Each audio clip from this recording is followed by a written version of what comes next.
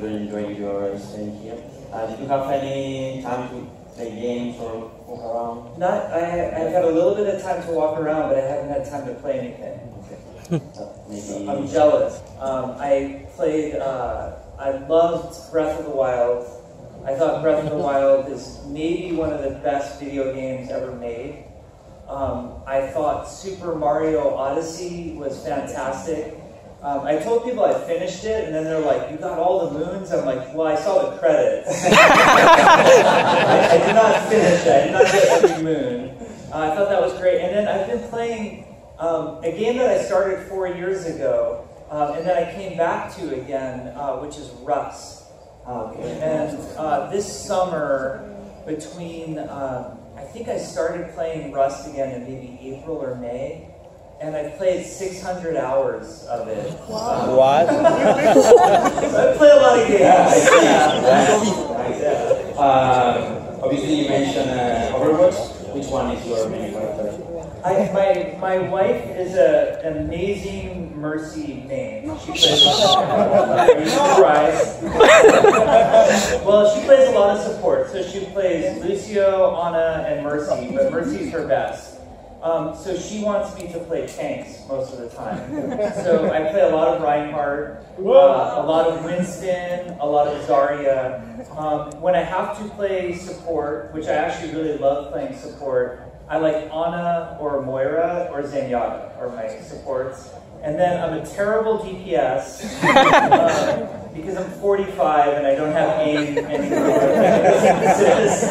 I shouldn't say that because I have friends who are as old or older than me who are very good. I just like to use it as an excuse. But when I do play DPS, I love Pharah.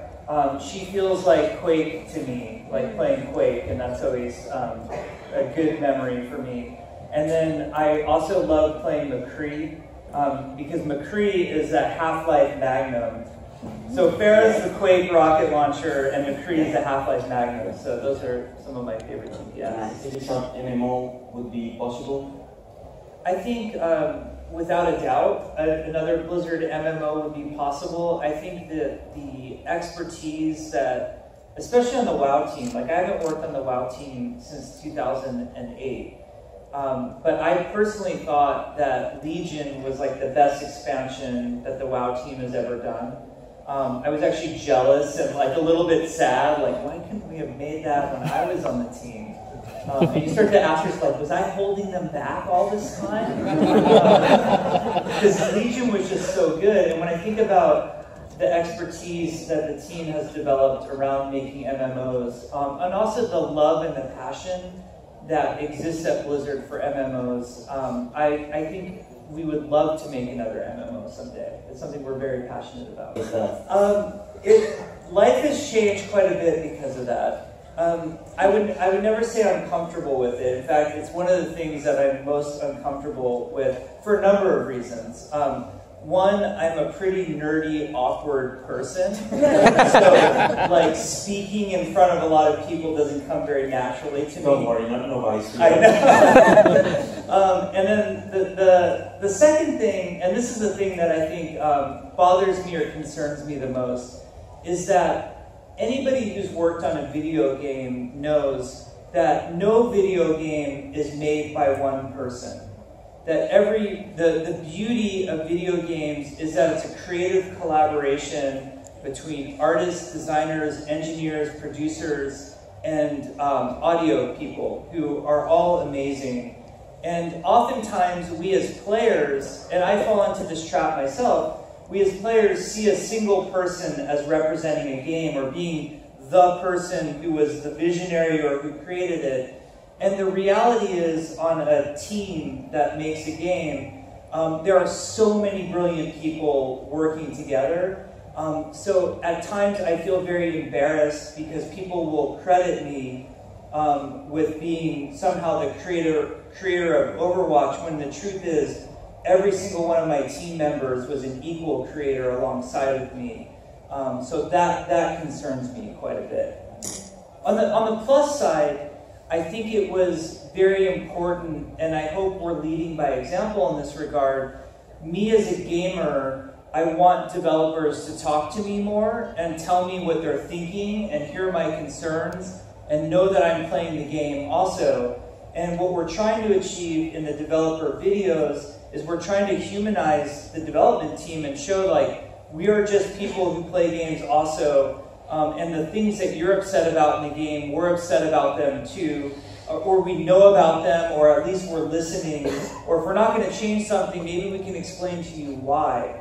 And that part has been very important. So I'm glad from sketching and drawing, and you want to be in Photoshop, and every piece of paper you have has doodles on it. You are an artist at that point. You love art. You should do art, which is very different than telling yourself, I want to be an artist. Like, what class? I guess I should sign up for a class or something. If you've never picked up a pen and never drawn, then you're in love with the idea of being a specific title, which is very different than being in love with the idea of doing something. If you love the idea of game design, programming, art, you could be doing those tonight. You could go home, you don't need a job to do those. You can go home and do every single one of those for free right now. So focus on what you love doing more than what you want to be. Okay. ¿Por qué Gibraltar? ¿Y qué país quería representar con él?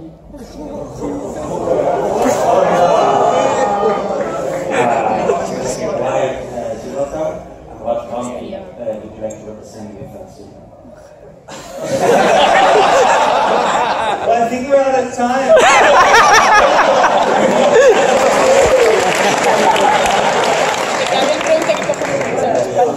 The only flag that flies in Watchpoint Gibraltar is the Overwatch flag. I'm very careful.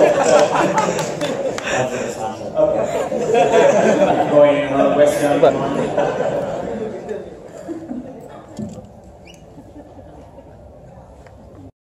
At this moment. First of all, congratulations on your Game Awards this year. It's nice to see Overwatch bringing more awards.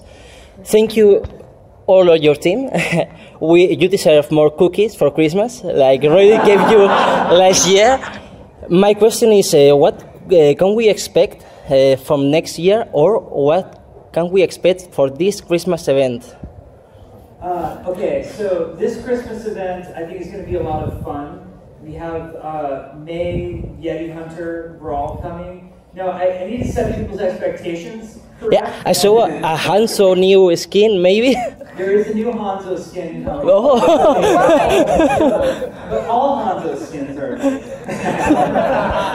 The May Yeti Hunter Brawl is a ton of fun. It's mostly just cute. And I think you'll play it like for a couple hours and then be done. I like to set players' expectation that you're not going to be playing it, hyper competitive for 3 weeks, 4 hours a night type of experience. Only 4? No, maybe more. So you'll probably be playing it 3 hours a night. No, I'm just kidding. But it's a lot of fun. There's some great skins coming. I think we have 6 legendary skins coming, which should be really nice. Next year, we're going to see, you guys know about Year of the Rooster was our Lunar New Year event. It's Year of the Dog this year, and we have some really good stuff planned for that. I think players will be very excited. Beyond that, we are talking heavily about competitive mode and ways to make it better. We have short-term changes, like Scott Mercer just posted some changes that are coming up, such as you are not going to have player performance affect your skill rating above Diamond in Season 8, which is something that players have been asking for a long time. But I think we're also now having a really deep dialogue about competitive mode itself and what it needs to evolve to in the next iteration. So that's something that's being really actively discussed. We have the introduction of all the OWL skins for all 12 teams, for all 26 heroes. We will have Blizzard World come out in early 2018. The map is a lot of fun. It's super fun just to fire up a custom game by yourself and run through it. And just run around and look at all the little Easter eggs. And then we're also working on new heroes. So we have multiple new hero prototypes in the works. One of them is pretty far along, to the point where it's getting art treatment and the whole 9 yards, which means that the hero is going to be a reality, and that will be out before too long, as well. Actually, everything is too long when it comes to players, so it's going to come out after too long. Okay. I hope you have a nice day here in Spain, and thank you for all.